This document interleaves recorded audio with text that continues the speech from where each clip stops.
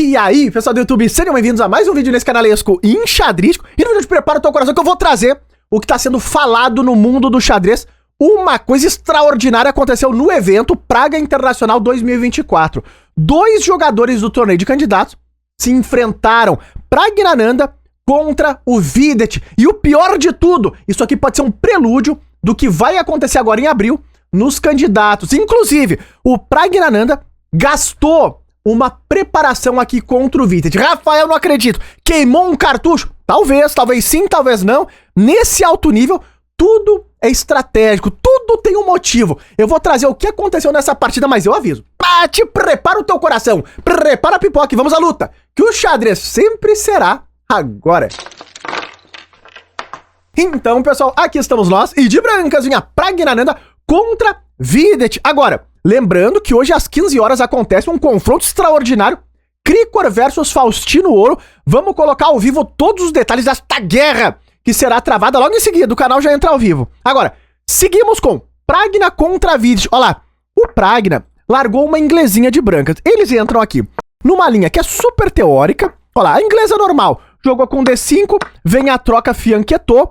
Só que as malandragens começam em seguida, porque jogou bicho C5, D3, roque, é tudo normal também. E o Pragna, aqui, ele joga bicho D2, que é um lance meio diferente. Normalmente o roque é jogado nessa posição, mas tudo bem. Ainda é uma posição que aconteceu em outras partidas. O Vidit passou o cavalo para F6 e aqui o Pragna joga A3, que embora seja um lance que parece natural nessa posição, ele prepara a ideia do B4, já é um lance novo. Ou seja, é uma preparação do Praggnanandhaa. E vamos tentar entender o que ele tá querendo fazer com isso. Porque ele tá provocando o lance A5, claro, ele tá preparando torre C1, e contra A5 ele quer botar o cavalo em B5, essa casa fica um pouquinho enfraquecida, a torre já tá na coluna, as peças estão jogando, só que o Vidit não permitiu isso, ele nem deu bolas, ele jogou H6. E agora vai tudo, olha como o Vidit tá com menos tempo no relógio, o Pragna, tudo já preparadinho. Bom, controlou a casa de G5, e agora vem o lance B4, que é um lance natural, ele já tinha preparado, bispo D6, roque, e aqui o Vidit controla o avanço de B5 com o lance A6, e olha qual a ideia do Praggnanandhaa, por quê? Ele fez essa expansão aqui, mas não é tão claro por quê. Ele tá com o bispo em D2, então o bispo ficaria muito melhor se estivesse nessa diagonal que ele abriu. E esse é o plano dele a partir daqui. Ele joga um lance difícil, mas que faz sentido com o que ele vem fazendo. Ele joga bispo C1 para passar o bispo para B2. Então olha lá, ele quer trazer o bispo para essa diagonal e jogar essa posição. Isso não traz vantagem para ele, então não é uma preparação que traz vantagem, mas provavelmente ele já conhece bem os planos. Bom, o Vidit agora faz o lance bispo F5 com a ideia de tentar trocar os bispos de casas claras. Rafael, quanta bobagem. Como assim trocar? Olha o que ele vai fazer. O Pragna fianquetou, que era o plano dele, agora a dama D7 tá lá. O Vidit quer trocar o zagueiro do rei das brancas, o bispo de G2. A partida já vai pegando temperatura. O Praggnanandhaa passou o cavalo para 4, ele abre agora o bispo de B2, é um lance natural também. Fica de olho em C5, a torre tá vindo para C1, bispo H3 para troca. E agora os jogadores jogam lances naturais de desenvolvimento, trazendo as torres e a dama pro jogo, olha lá. Torre C1, torre D8, dama C2, passou a torre para E8 e aqui, depois de torre D1 vem a troca em G2, que era tudo que todo mundo já estava aguardando. Centralizaram, o Vidit elimina o zagueiro ali do rei das brancas e agora ele joga dama E6 e cuidado. Preparou E4, é o primeiro momento super tenso, onde pode vir essa ruptura pelo centro. O Praggnanandhaa defendeu jogando ele o lance E4, e agora a torre D7, e olha o que vai acontecer aqui. O Pragna oferta a troca das damas, ele quer levar a partida para um final, e o Vidit falou não, eu quero as damas em labordoneira, jogou dama E7, ameaçando agora um garfeto com o lance B5. Claro, o Pragna não nasceu ontem, embora seja novo, ele saiu do tema do garfo, e agora torre D8, torre E1, com uma ideia muito interessante, o Praggnanandhaa vai preparando a ideia de D4. Olha lá, ele trouxe a torre para essa coluna, porque E4 para não ficar muito solto, e o Vidit jogou um lance muito fino nesse momento que é dama E8. Rafael, como assim muito fino? O que o Pragna tava ameaçando? O Praggnanandhaa tava ameaçando torre, toma C6 que tava na entrelinha. Olha o alto nível do xadrez diante dos teus olhos. Por exemplo, se tu fizer um lance aqui, é descuidado, passei a vez, não tem nada acontecendo. Tu leva esse tema, ó lá, eu sacrifico e jogo o lance D4. E agora quando tomar aqui, a ideia do Pragna é dar um garfo nesse cavalo e nesse bispo. Observem que a torre tá bem defendida e as brancas aqui pegam vantagem decisiva. Agora, sabendo disso, olha como o Vidit defendeu essa ideia. Jogou dama E8, que é um lance muito fino de defesa. Olha o alto nível. São os jogadores dos candidatos. Aqui, o Praggnanandhaa jogou agora o lance H3, aguardando o que o Vidit vai fazer. Mas calma lá. Rafael, por que ele não jogou a mesma ideia? Por que Dama E8 é tão fino? Porque tu consegue defender o garfo que a gente acabou de ver, porque com a dama estando em E8, aqui tu tem o lance torre E7. Olha o refinamento.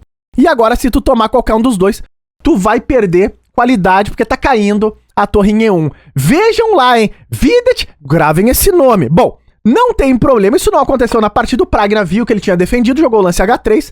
E agora, a partida segue tenso. Olha lá, cavalo H7, ele tá preparando o cavalo G5 para eliminar mais um zagueiro do Rei das Brancas. O Praggnanandhaa traz esse cavalo agora pra casa de D5, já que o cavalo de F6 não tá mais vigiando essa casa central. Cavalo G5 é que o Pragna trocou e o Vidit não retomou de cara esse cavalo. Isso foi uma guerra!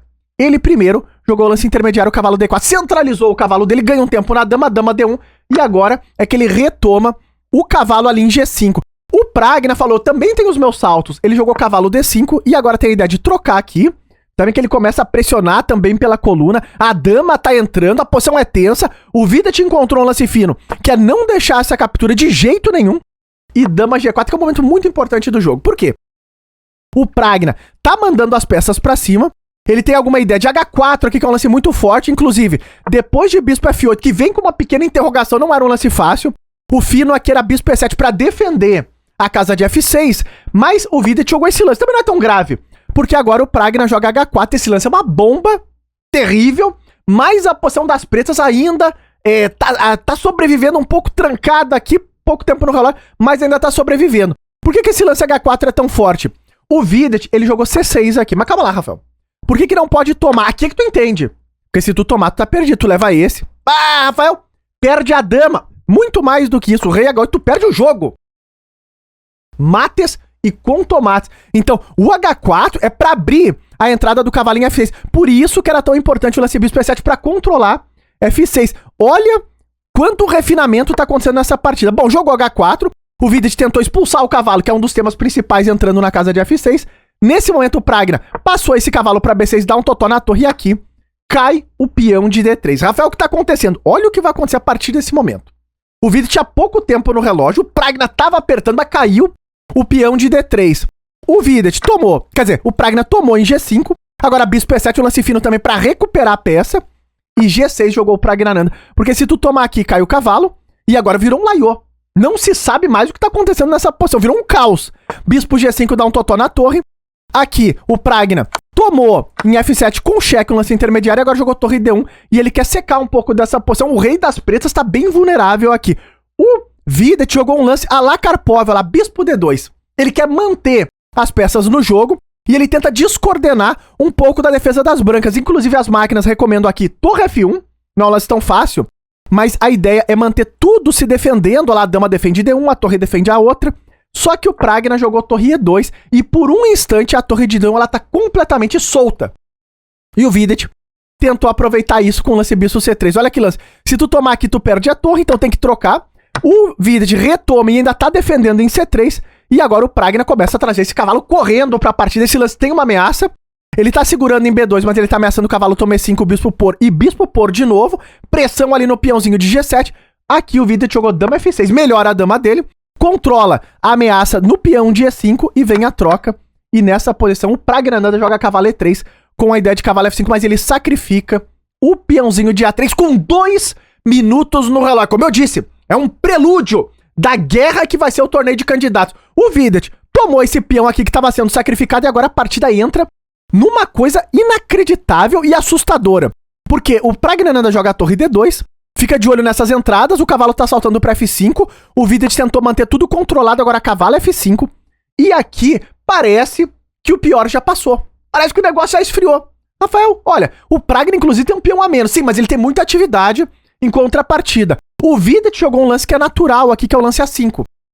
Vem com uma interrogação, mas a gente vai entender a profundidade dessa interrogação, porque a ideia dele é que tu troque e a torre tá jogando, ele cria 2 peões passados, só que aqui o Praggnanandhaa tomou em D4 primeiro e depois de peão por ele jogou um sacrifício, outro peão sacrificado, E5. É um lance brilhante.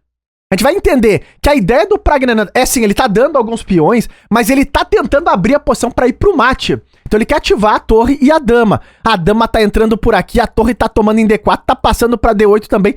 O Vidic não pode recusar muito isso, ele tomou o peão. E agora o Pragna jogou torre D4 e essa posição é empatada.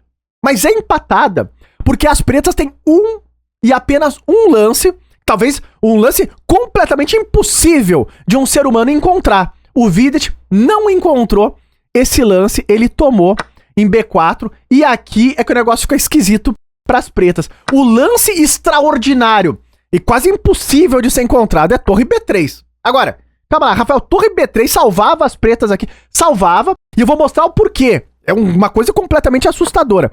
Tudo bem, o Vidic não encontrou, jogou esse, ainda não é tão claro porque que ele tá perdido com esse monte de peões passados. O problema é que aqui o Pragnananda lá joga a torre E4, então tá muito ativo as peças dele, o rei das pretas tá exposto, jogou essa cravada e o Pragna saiu da cravadura. E depois de torre A2 ameaçando alguns truquejos por aqui, o Pragna consegue invadir a posição e sobra agora o cheque com torre H4 e uma caça ao rei das pretas. Agora, aqui, entendendo o que aconteceu na partida, é que tu vai entender a dificuldade do lance que salvava o Vidic aqui, o torre B3. Porque depois desse lance aqui, por exemplo, se jogasse torre B3, que era o único, agora é que tu vai entender. Porque se tu entrar na mesma linha, ó lá, torre E4, joga a cravada, tu sai da cravada, agora tu tem torre, toma B4. E é por isso que as pretas conseguem se salvar. Se tu entrar na mesma linha de dama C8 e rei H7, agora tu não tem o cheque com torre H4. Então vejam a defesa que a máquina encontra. Então naquele momento de muita atenção, aperto no relógio, o Vidic teria que ter visto isso daqui para defender a iniciativa das brancas com a torre em B4. Então torre B3 era o único lance que salvava as pretas naquele momento. O Vidic acabou não encontrando, ele jogou tomando mesmo em B4 e entrou nessa variante meio que forçado, olha lá, onde agora o Pragna começa uma caça ao rei do adversário dele. E aqui não vai ter jeito, é rei G6 e agora o Pragna não vai deixar escapar de jeito nenhum, é cheque, cheque, cheque de novo. E depois de rei G6 e torre G4, nessa posição, o Vidic abandonou esta partida, esta guerra, prelúdio do que pode acontecer aí no candidato. Rafael, mas por que abandonou? Porque aqui tu vai levar mate. Não tem mais como se escapar. Se jogar esse, tu leva mate com torre G5. Se rei H7, tu leva mate com dama G7. Se rei H6, tu leva cheque e mate. Fim de jogo. Pragnananda vem chegando. E tá no ar a pressão dessa peleia entre esses dois jogadores dos candidatos. Inclusive, eu vi alguns comentários dizendo que o Pragnananda vinha perdendo alguns jogos pra esconder o jogo. Aí nas vésperas do torneio de candidatos, parecer que ele tá meio abalado, mas na realidade não tá. Tudo isso são especulações aí que vão acontecer antes desse tipo de torneio, né? Torneio tão importante. Agora, comenta aí embaixo, tu concorda? Será que o Pragnananda faria um negócio desses? Mas contra o Vidic ele foi pro jogo, hein? Aqui ele não deu molezinha, não. Jogou torre 2 aqui que as máquinas marcam como uma chance perdida pro Pragnananda. O fino seria o lance torre F1. A gente viu ali que a ideia era manter tudo defendido, mas jogou como uma máquina. Próximo de 98% de precisão. Será que o menino Pragna pode ser o próximo campeão do mundo? Comenta aí que eu tô curioso pra saber. Se tu gostou da análise, não esquece de likear e até os próximos vídeos.